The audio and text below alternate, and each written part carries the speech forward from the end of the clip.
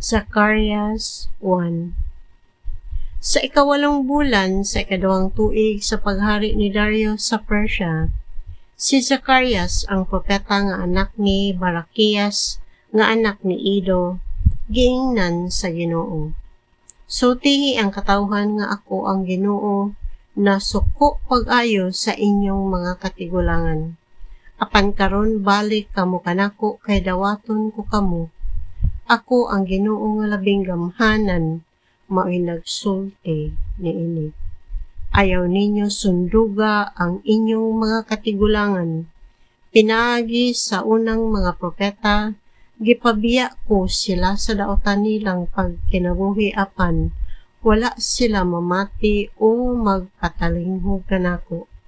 Nangamatay na ang inyong mga katigulangan ug ang maong mga propeta. Pinaagi sa akong mga propeta, gihatag ko ngadto sa inyong katigulangan ang akong mga sugo o mga pasidaan. Wala nila kini panumbalinga o gisilutan ko sila. Busa naghinulso sila og miingon. Sumala sa kabubuton sa Ginoo nga labing gamhanan, gikastigo kita. Sumala sa atong mga binuhatan. Sa ika-24 nga adlaw sa ika-11 nga bulan nga mao ang Sebat sa ikaduhang tuig sa paghari ni Dario, gisultihan sa Ginoo si Zacarias pinaagi sa usa ka panan-awon, panahon sa kagabion.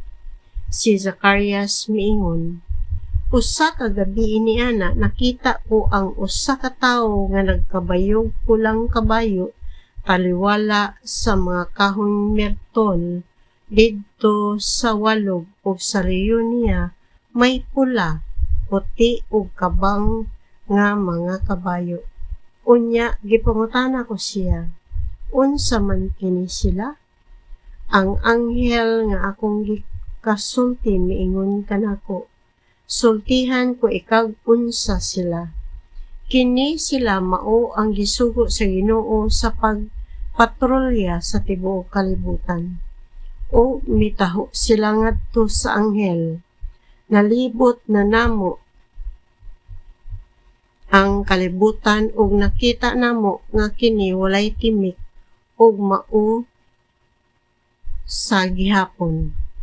Unya mingon ang anghel, o Ginoo nga labing gamhanan, kanus amo ba kaluy ang Jerusalem ug ang mga syudad sa Juda nga imong gikaligutgutan sulod sa 70 ka tuig na karon?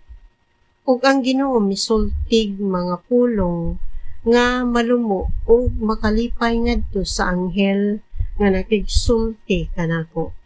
Giingnan ako sa anghel nga isangyaw ko nga si Yahweh nga labing gamhana nag-ingon.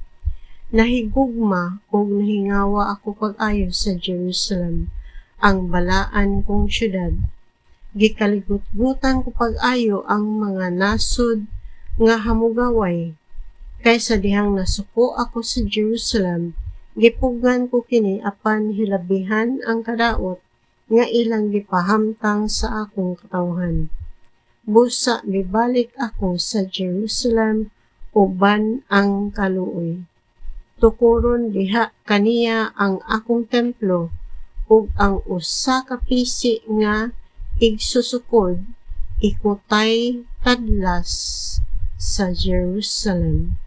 Isinggit pag-usab nga ang Ginoo nga labing gamhana nag-ingon, magmauswagon pag-usab ang akong mga syudad ug lipayon ko pag-usab ang Sion ug himuong akong katawhan ang Jerusalem.